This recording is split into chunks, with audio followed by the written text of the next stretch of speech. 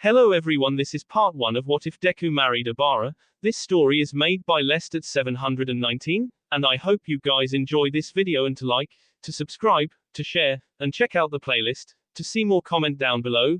Now let's start the intro. They call me a god. They call me a god. They call me a god. Join my membership, the perks are great. It's in the description. It had been a typical day, the patrol had been quiet. Ibara, aka Vine, was exhausted. A 20-hour patrol was enough to bring anyone to their knees. But it was worth it to help keep the peace that so many had fought so hard, and others had died for. She was almost back at base, her senses were dulled, she did not even see the attack coming. Backdraft came out of nowhere, catching Vine entirely by surprise. Die hero was the only warning of the blitz attack. Fire exploded out from the villain. She could barely get her vines in the way to help shield herself as the explosion launched her through a shop window. Stumbling to her feet, she sent her vines out only to meet another explosion as a girl came diving in afterward and drove a knife into Ibara's stomach. With most of her vines singed or damaged, she gritted through the pain and tossed the girl to the side into a display case. Backdraft came in sneering and threw a chair, hitting her in the back and driving her to her knees. She hit the panic button on her radio as she felt the villain's rough hands grab her head. "You're dead, Vine," he rasped. "Maybe if you give me your flower, I will let you live." "Eat shit, you fiend," she spat out. A vine fired out, but his companion was there, the girl's fingers turning into shears and intercepting the attack. "Naughty little hero," she purred as she snipped the top of Ibara's costume. "Why don't we see what you have been hiding all this time?" Snip, snip, snip. Sirens were heard in the distance. "We have to go, Sheer." "Any last words, hero?" Backdraft spat out. "Go to hell," she said, biting back the tears. "How about heads up?" A voice yelled. A young man came leaping over the counter and, in one fell move, swung a red fire extinguisher with precision into Backdraft's head. Sheer swung violently, cutting the man's arm. Ibara heard him grunt in pain. The hero ripped the knife out of her gut and stabbed Sheer in the thigh. The woman screamed as the metal clink silenced her with a blow to the head. "Hey, you okay?" the man asked her as she slumped to the floor, blood coming out of the wound in her stomach. She saw the man drop the fire extinguisher and scramble to behind the counter, coming back with clean towels.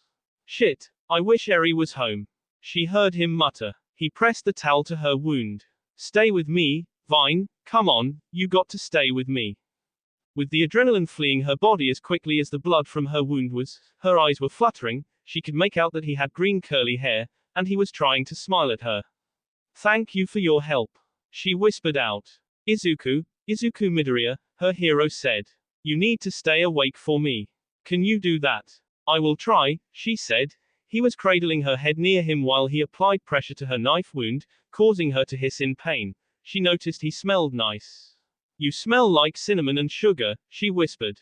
"It smells nice." "Yeah, this is my shop, or it was," he said, looking around as the sirens got closer. "Help is almost here. Just stay with me." "I will. I need to close my eyes for a second." "No, that's a bad idea," he said.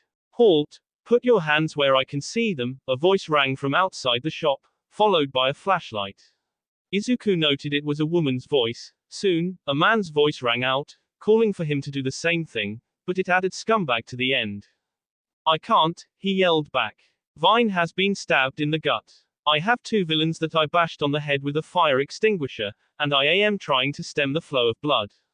Izuku Midoriya," the man's voice rang out. Izuku turned and looked, trying to see past the flashlight. "Red Riot," he said. "Yeah, man, it's me." The pro hero ran in, pulling some first aid supplies from his belt. "I know this guy, Pinky, he is a good one, and we need some cuffs. Find out how far the medics are." "Did you knock these guys out?" he said, looking at the two villains unconscious and bleeding from the head. "Yeah, they were about to kill her and some other stuff," Izuku said. "They were switching out a clean towel." Izuku saw the pro hero Pinky come in and cuff the villains before turning to the scene before her. 2 minutes for the medic. "Hey, Red, I have a first aid kit under the counter. Can you grab it?" Pinky, The light switch is over by the stairs. Once the lights came on, it took a moment for Izuku to adjust to the light. He blushed and looked away as Sheer had cut most of Ibara's shirt open. Ibara's eyes focused on the new light, looking at her hero. Thank you for saving me, she said. I haven't saved you yet, just hold on. He said back, still smiling for her. It felt like an eternity before the medics and a few other pro-heroes. He saw Battle Fist run to Ibara's side and climb into the ambulance as it peeled away. Izuku was looking around his destroyed cafe and rubbing his hand through his hair. Hey Red, how do you know this guy? His lifelong friend and wife Pinky asked. The overhaul case, he said quietly. You mean, she said, stopping and looking at the Izuku. That is the guy that killed Overhaul. That's him, saved my life, saved Mirio's life, a whole bunch of us, he said. Hey, Izuku, where is Eri? Spending the night at a friend's house, he replied.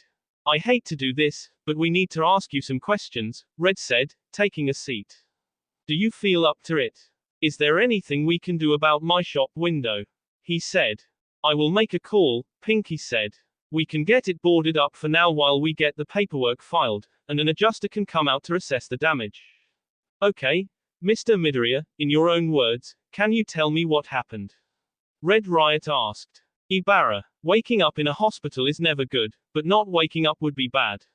As the old song went, everyone wants to go to heaven, but nobody wants to die. Glad you awake, a familiar voice said. Ibara smiled, seeing her old friend Battle Fist. Hey, Itsuka, she whispered. Oh, sweet lord, I am in pain. Well, you were stabbed, blown through a plate glass window, had your vines exploded, on top of being exhausted. I heard you were doing a 20-hour patrol. She said, annoyed. You can't do that kind of stuff, Ibara, you need rest like all of us. There was a coverage gap, and I stepped up Itsuka, she said. Is the man who helped me okay? As far as I know, Red Riot and Pinky are handling that, Itsuka said.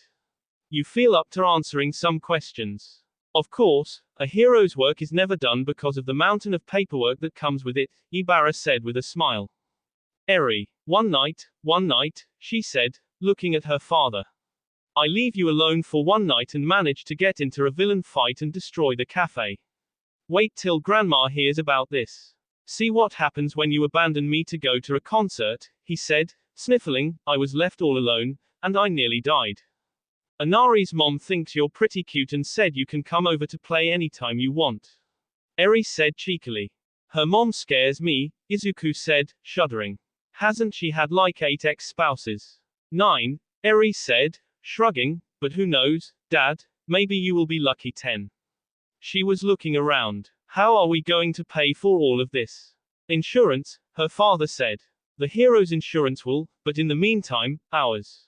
The glass people will be here later today. The only problem is the display case. And the dishes and the cups. That was the cold case, and they destroyed the cappuccino machine, Eri said, peeking behind it. Dad, are we going to be okay? We will be just fine, sweetie, he hugged her. I promise. Okay, well, let's make this happen, Captain, Eri said, rolling her sleeves. We should work on cleaning this place, so Grandma only has a small heart attack when she gets home.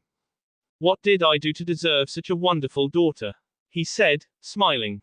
Saved my life and gave me a reason to live, she replied quietly. Ibara fell asleep after she gave her statement. She did not wake up for over 12 hours. When she finally did, it was to get an ass chewing from Kami Woods. Despite her protests, she was put on medical leave. She tried to protest, but even Mount Lady was on Kami's side, leaving her no other options. Accessing the incident report, she was happy to hear that the villains were in custody, but she was confused when the shop owner's name had been redacted. Itsuka didn't know either, as she immediately went to the hospital with Ibara. Pinky and Red were mum on this as well. She had wanted to thank the shop owner who had saved her life. Higher Grounds Coffee Shop. Inko was friendly and relaxed. It had been a lovely vacation.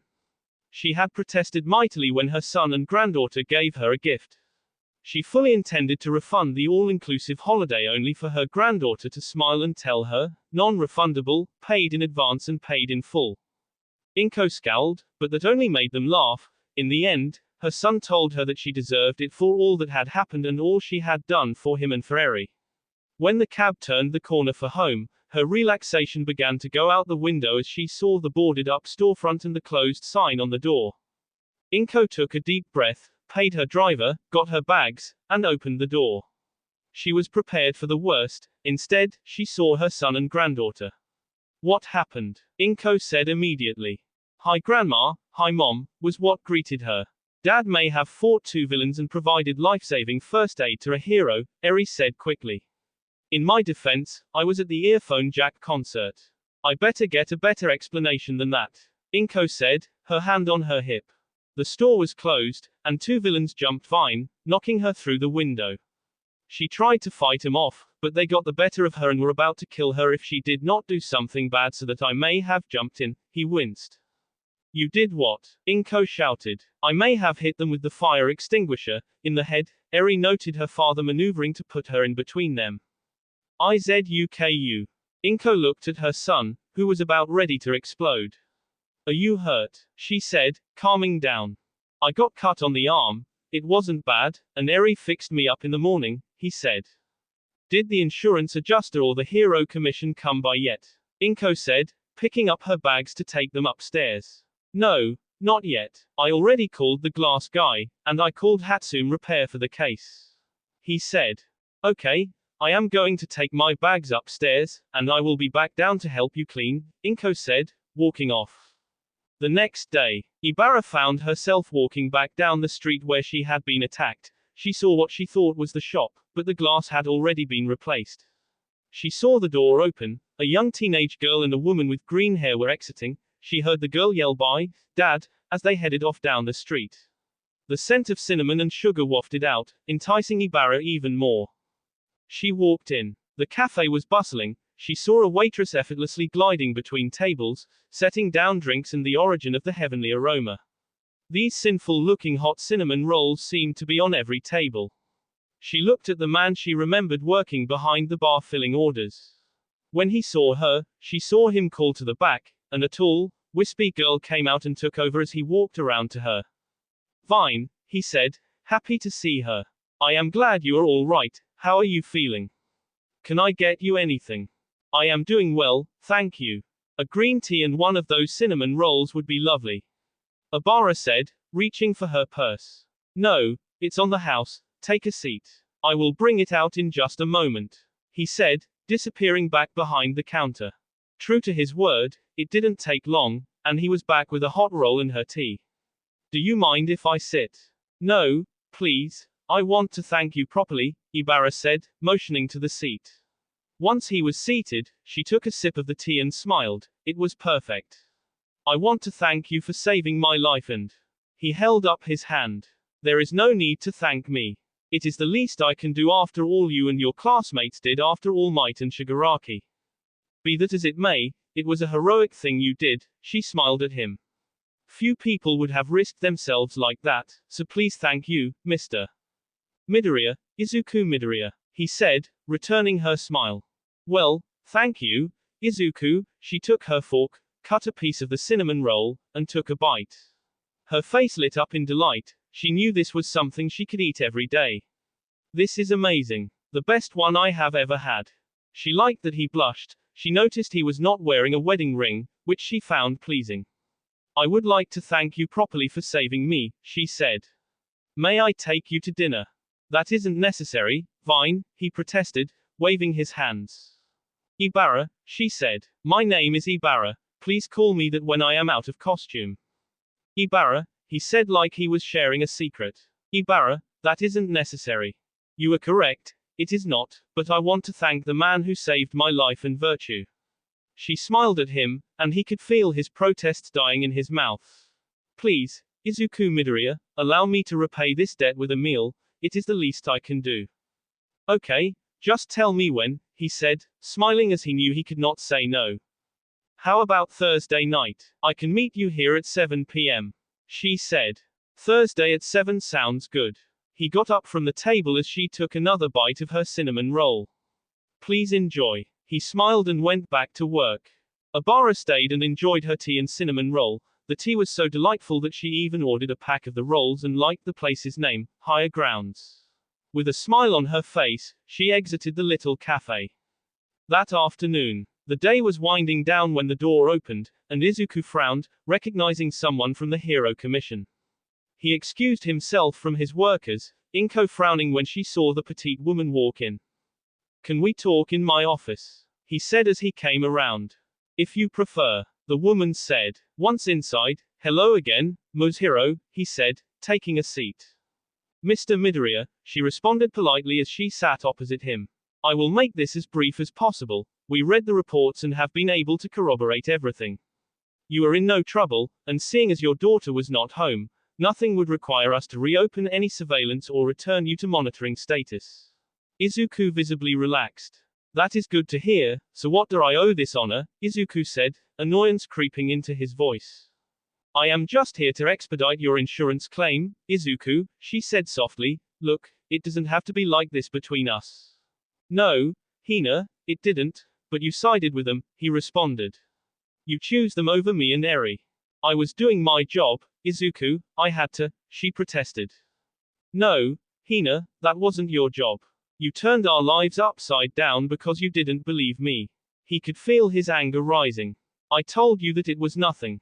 I told you that she is the daughter of our repair company, but you didn't believe me. You made her life hell, my life hell, instead of trusting me." Anger was filling his voice. "I am sorry, Izuku," she said, rising to her feet. "I am going to go. Please submit your bills for reimbursement. I will see that they are paid promptly." "I am sorry, Izuku," she said over her shoulder as she left. After the door closed, he sat back in his chair, staring at the ceiling. Inko came in. "Are you okay, Izuku?" "Yeah, Mom," he sighed. "It is always hard to see her." "I know, sweetie," Inko sighed and closed the door. Izuku opened a drawer in his desk and pulled out a photo of him and Hina, their arms around each other, a diamond ring on her finger. That night, "Grandma, Dad has a date," Eri yelled. "What?" Inko yelled. "Traitor," Izuku whispered to Eri, who started giggling. "Ibara. So, you are going on a date?" Itsuka exclaimed. "No, I am just taking him to dinner to say thank you and get to know him better," Ibara protested. "That second part," she waved her finger in the air. "That is the very definition of a date. I just want to thank him for saving my life," Ibara deflected. "Is he cute?" Itsuka pressed. "He is handsome," Ibara said warily. "Married," Itsuka said. "I didn't see a ring or a mark," she said triumphantly. From the look on Itsuka's face immediately told Ibara she had made a mistake. "So, you looked." The smile on Itsuka's face spread as she pulled out her phone and started texting. "No, no," Ibara shouted, cursing that her hair had not regrown yet. "Too late." Itsuka smiled. Ibara stared in horror as her phone began to light up, and messages flooded her phone. It was the final message that struck horror into her heart. It was from Setsuna, and it just read, "OMW."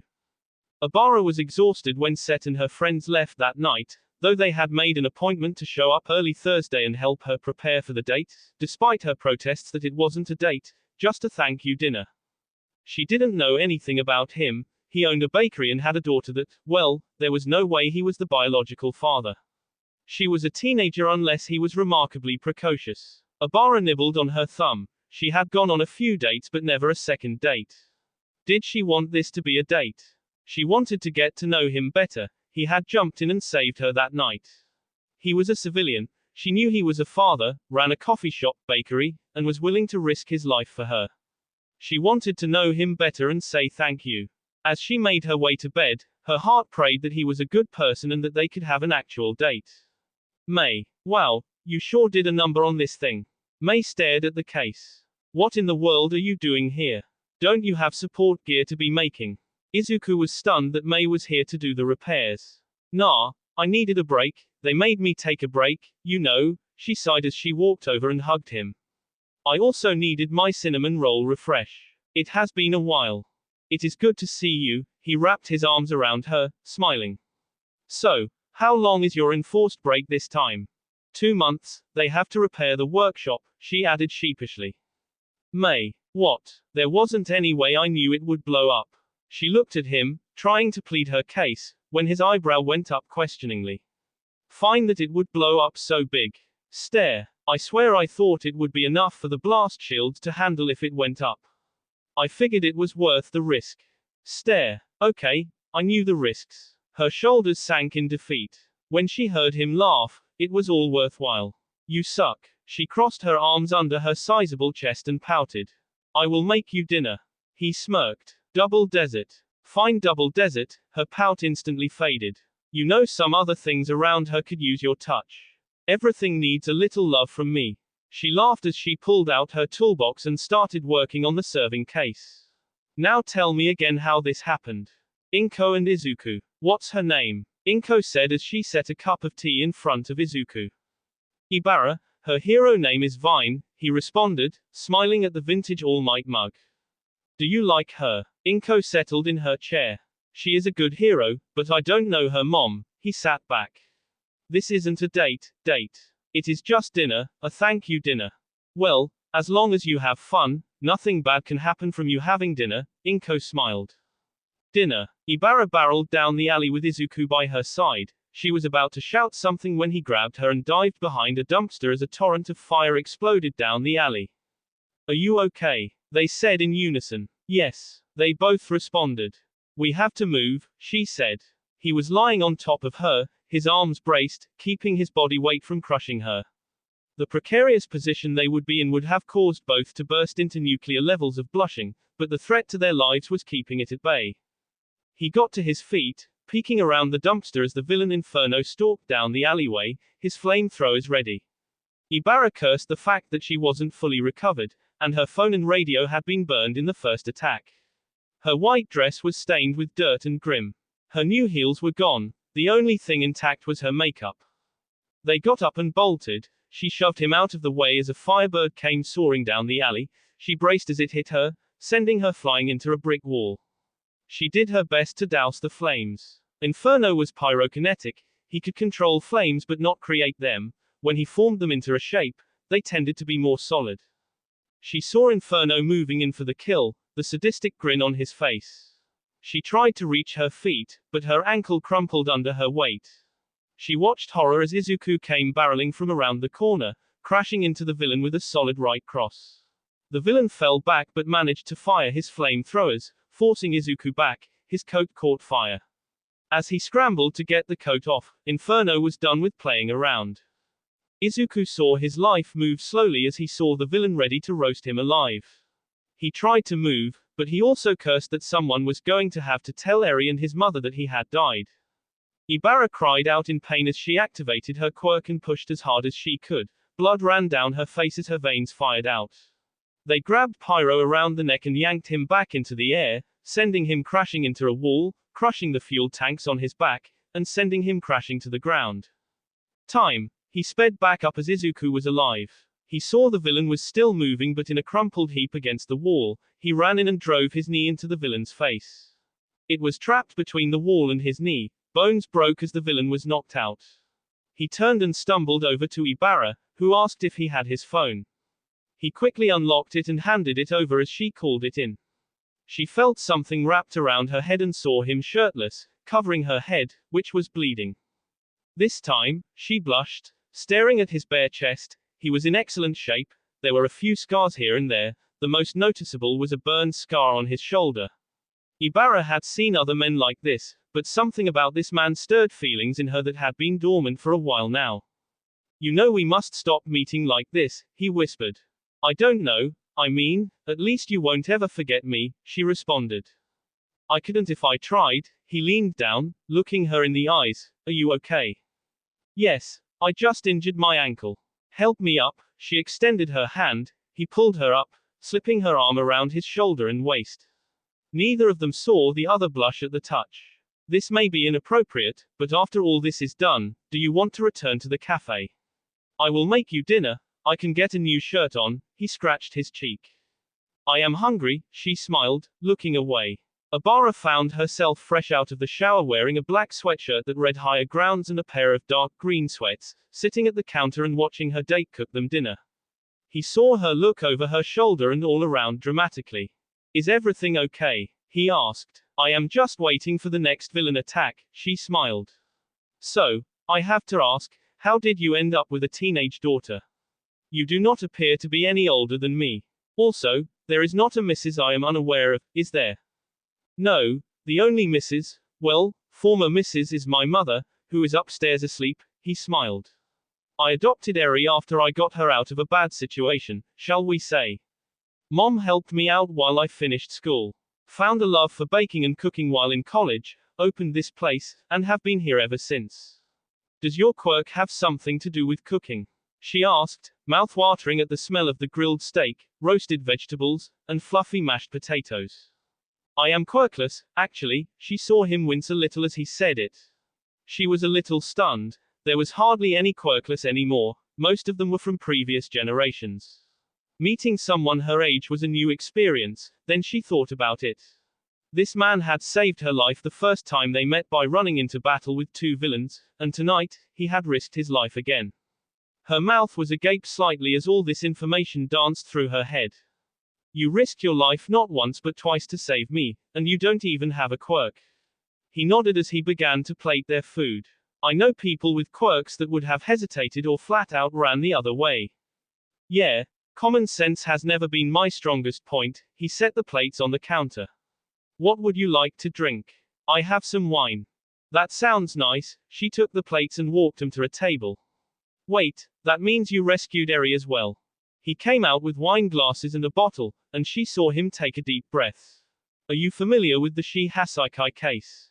Ibara sat back, recalling the details. Overhaul, the head of Shi Hasaikai, had been killed during a raid on the compound. He had been at the center of the trigger drug epidemic and the quirk suppressing bullets. She had heard that a civilian had killed him that he had kidnapped. That was you. Izuku nodded. He was performing experiments on Eri. I found her and had taken her in, but he caught up with us and took us back to his compound. I got a message to an old acquaintance of mine and... You are truly an amazing man, she smiled at him. How are you not married? How are you not? He countered, pouring her a glass of wine. Work, and well work, did I mention work? She was happy she earned a laugh from him. Also, there are my views on certain things. You mean your religious views? He smiled. I follow the hero news, wanted to be one when I was young. You would have been an amazing hero, Izuku, but yes, that tends to cause some issues. She took a sip of the wine and smiled. The food smelled terrific. She silently lowered her head in prayer. She was happy when she saw him do something similar. She cut a piece of the steak and popped it in her mouth. It was beautiful, tender, and flavorful. She looked at him. This is so good. What about you? I thought I found the right one, but it didn't work out, he smiled. This is nice, talking with you without the villain attack. It is, but I still owe you dinner.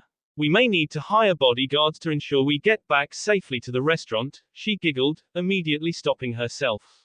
She had not giggled in years.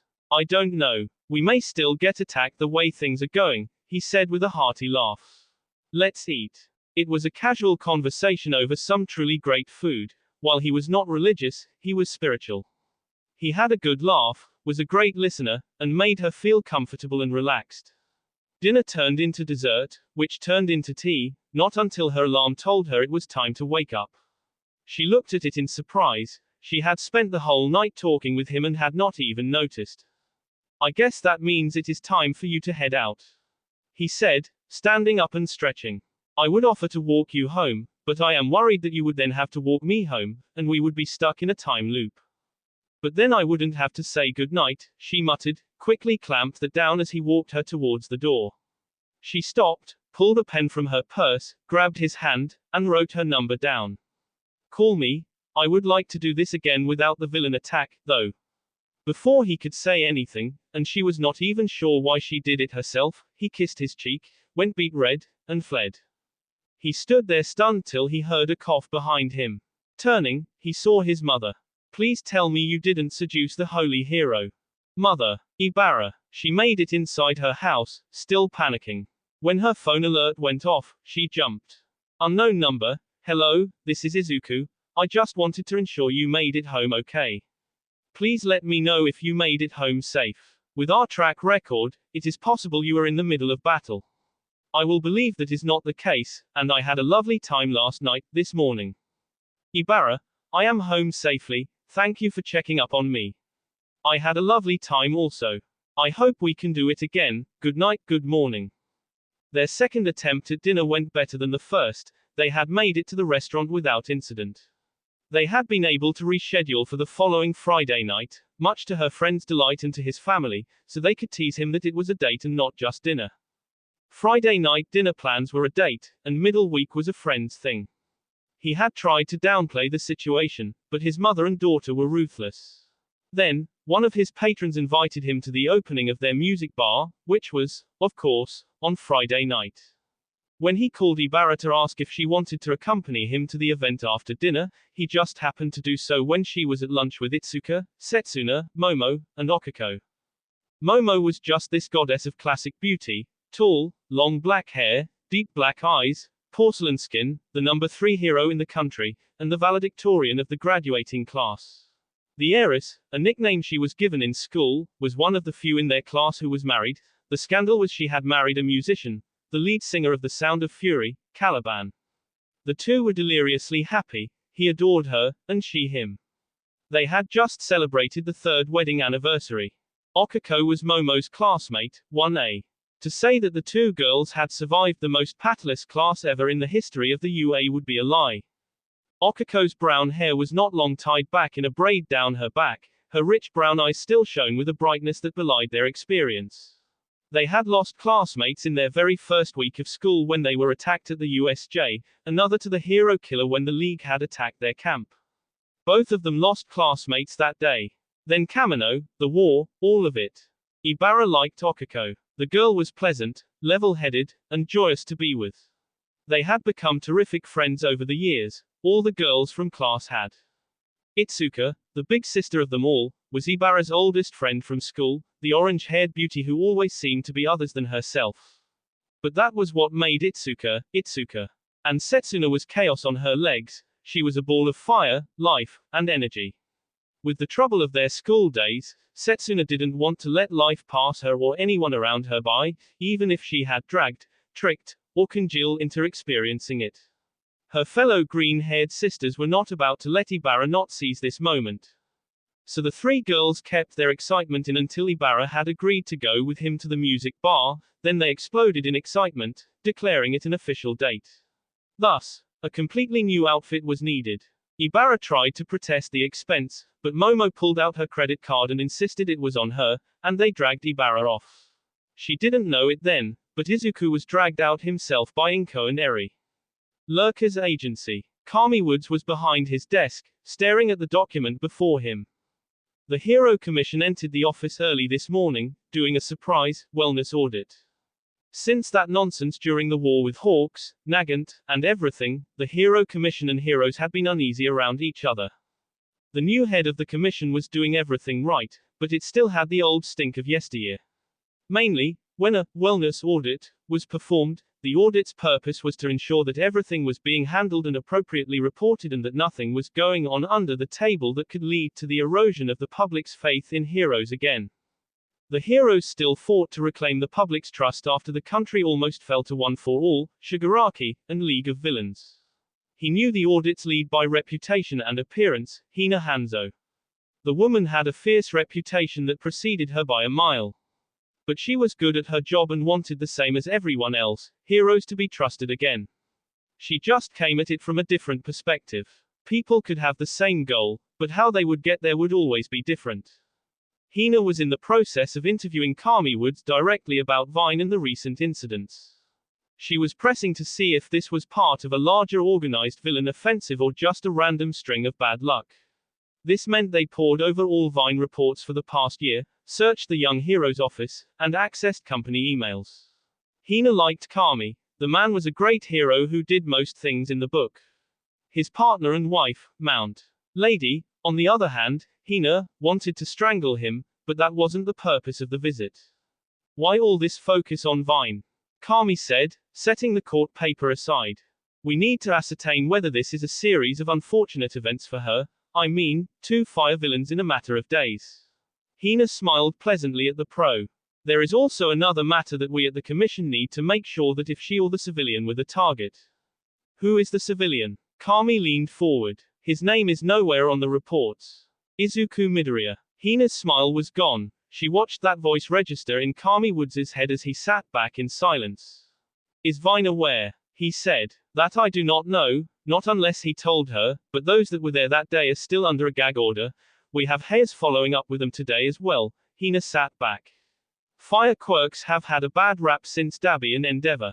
Shoto is doing a wonderful job clarifying the stigma, but it will take a while. And you have seen how more villains trying to make a name for themselves are fire-based. I understand, Kami said. Was the girl there during the attacks? No, she was not, Hina said. Now I would like to talk to you about an email between Vine and Lizardie from May 15th. Hina's fingers danced across the tablet as Kami pulled up the email. Date night attempt number 2. Ibara sat in her apartment with some friends as they finished putting on the last touches on her outfit. The white skirt was just above the knees. She had protested the length. The top was a silk green spaghetti strap blouse with a hint of cleavage showing. She protested this.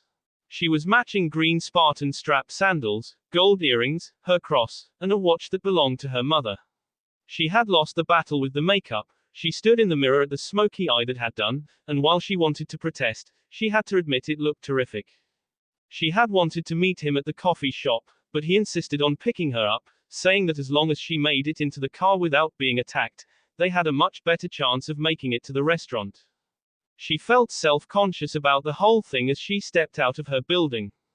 She saw him standing by the car with black slacks, a dark green long-sleeve shirt, and a simple but stylish watch. She immediately noticed his haircut. The sides had been cut higher, the top trimmed down, and he looked very handsome. Any doubt about her outfit quickly faded when she saw him say, "Well," before he greeted her, opening the door. She blushed and thanked him, taking his extended hand as he helped her into the car. "You look stunning, Ibara," he said as she sat down. "Thank you, Izuku, you look quite handsome yourself." She blushed slightly at his touch. She even giggled when she saw him in the mirror as he walked around the car, saying wow again and shaking his head. They didn't escape without an audience or Setsuna video tapping the whole thing. "Damn, he is cute," Set said. "Look at those freckles." "I agree, if Ibara doesn't like him, I wouldn't mind getting to know him," Okiko whistled. The other girls giggled as Set started typing things into her phone once it floated back in the window. "Set, what are you doing?" Itsuka asked. "Running his plates. We need to know who she is going out with. You know, for her safety and junk," Set replied, trying to sound innocent. "And not because you are nosy." Itsuka put her hand on her hip and raised an eyebrow. "Yeah, that as well." Hina was at her desk eating dinner and finishing her reports when her phone rang. "Yes. Sorry to bother you, Mom, it is Dreg. Lizardie just ran the plates of a restricted target, and she is not on duty." The voice came out over the speaker. "They are his plate, Mom." Hina sighed. "Send me the file, put a trace on Lizardie, and find out where he is. I want eyes on him and Eri in the next 20 minutes. "Yes, Mom." Dinner. Ibara was pleased with the small Italian restaurant they walked into. It was a local spot. She had seen it a few times on patrol but never stopped to eat. She laughed when older women greeted them. It was the woman whose smile just exploded. "Oh, Izuku, it is you, and what this you bring a date?" The woman looked at Izuku and raised an eyebrow. The sudden familiar nature of the woman's greeting and her accent had this warm mix of Italian to it that made Ibara feel welcomed, though she blushed at the woman calling it a date. "So, does he bring girls here often?" Ibara said, raising an eyebrow at the blushing Izuku, who was trying to respond. "Oh no, Senora, you must be very special." The woman smiled and wiggled her eyebrows.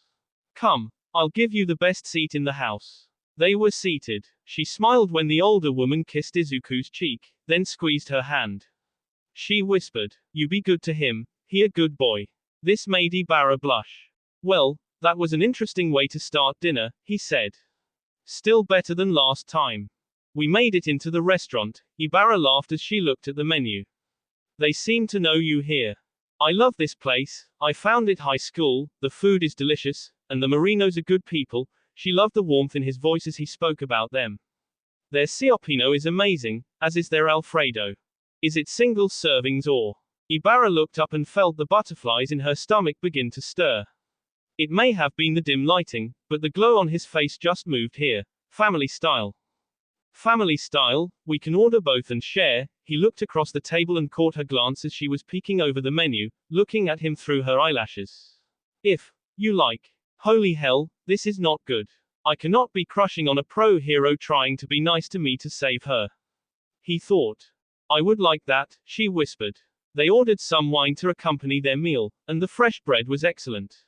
When Ibara took a bite, her eyes and face lit up like a Christmas tree. She said her grace before she started eating and saw him seem to do the same thing. You said you are not religious, but you seem to pray before we eat. She wondered what his response would be. Part of her wondered if he would try and spin some lie to see how far he could get with Holy Hero, as some called her. She also cursed at herself for the thought. He had laid his life on the line for her twice already, and he was here trying to show her a good time on this, maybe a date. Just a higher power, he paused. When I was kidnapped with Eri, I would close my eyes and ask for help, a higher power, God, spirits, ancestors, even heroes. I don't know if that helped us be found or if that was all just luck, but I do it all the time now. But I ask whomever or whatever may have helped me that day to look over Eri and my mother.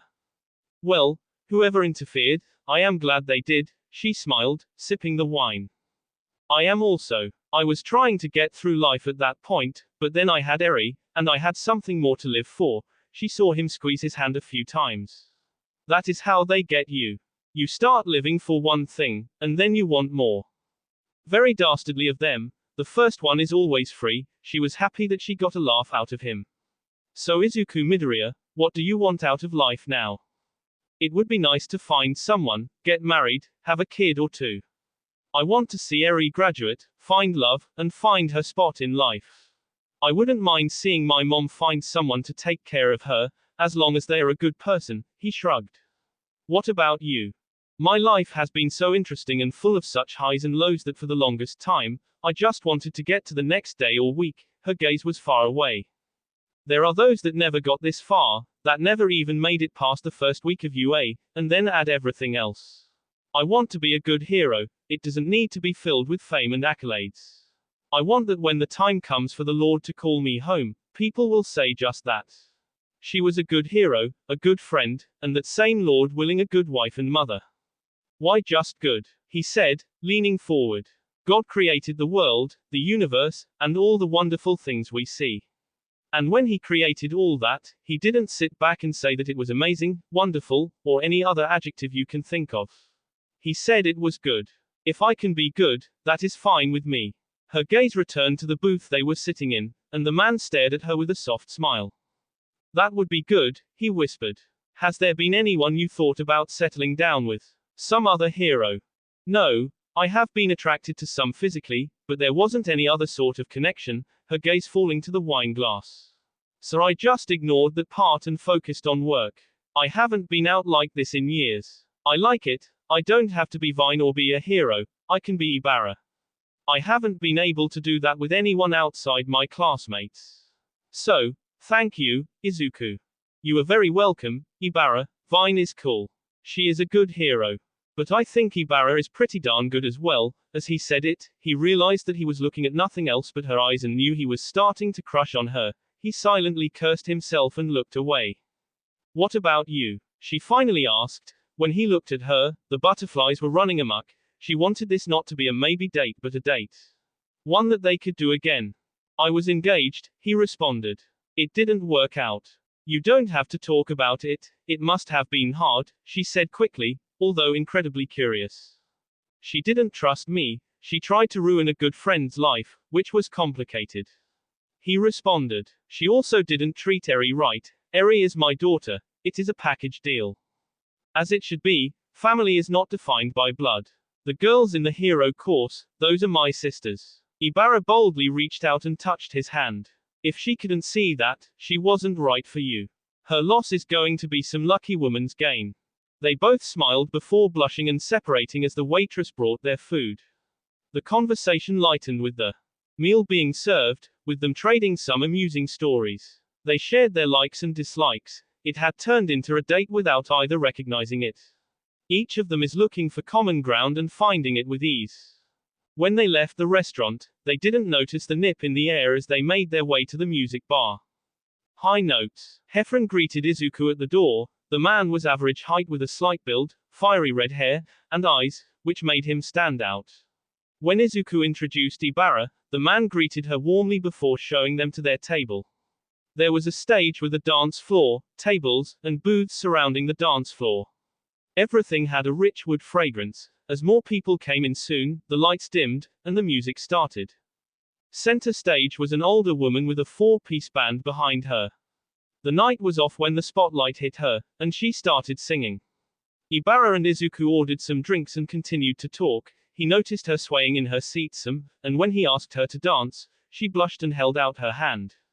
They danced, sat and talked for hours, and enjoyed a few drinks.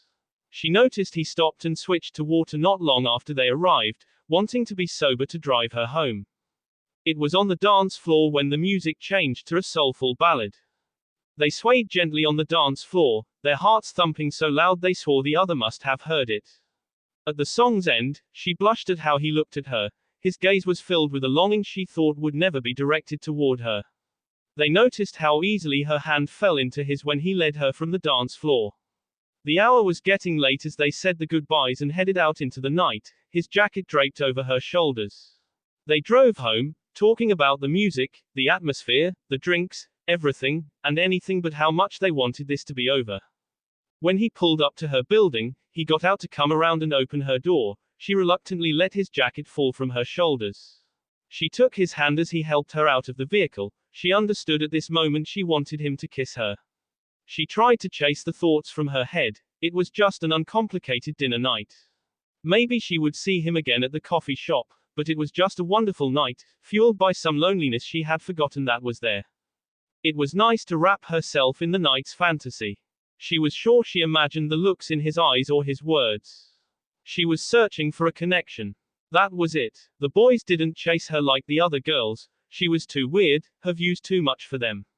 She wanted to be chased, pursued, and chosen over the others. Finding someone who elevated her made her know the joy of coming home to someone who loved her, of coming home to a coffee shop, where a man who loved her would welcome her home and ask her about her day. But that was all a dream. Thank you for the wonderful evening. It was nice to relax and enjoy someone's company. Ibara was about to take her hand away and let the evening end when she felt him tighten his grip. Ibara, he said softly. Yes, Izuku. She didn't turn to face him. She didn't want him to see the loneliness in her eyes. I had a wonderful time as well, and I know this was like a thank you dinner thing, but I was wondering if I could take you out on a date. His words just descended on her like a crashing wave. We might get attacked again if we try to tempt fate like that, she whispered, turning her head to meet his gaze. It would be worth it to see if there is something here. You are worth it, he responded. The butterflies in her stomach erupted in joy. So are you. Yes, Izuku, I would love to go on a real date with you. She leaned in and kissed his cheek again, this time though it was extremely close to his lips. Good night. She walked into her building, though she felt like she was floating. In a daze, he went to his car and headed home, wondering if he had just dreamed all that. Hina's screen broke as it was flung off her desk into a wall. That will be all for this video. Be sure to like, subscribe, share, and comment down below for more videos. Goodbye.